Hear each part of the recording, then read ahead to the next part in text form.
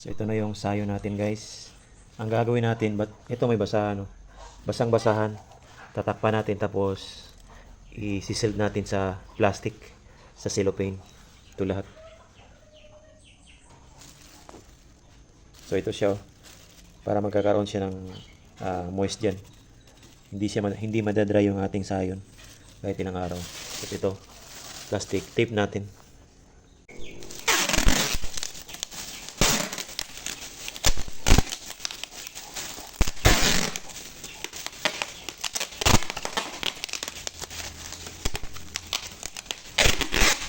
So damp cloth, damp basahan na sa loob na.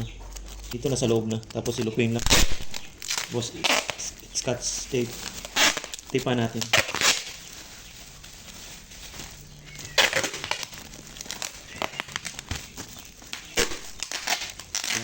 Dulo.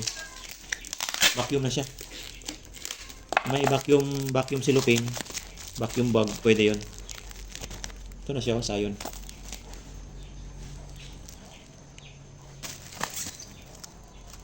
Tapos naka-vacuum dapat siya.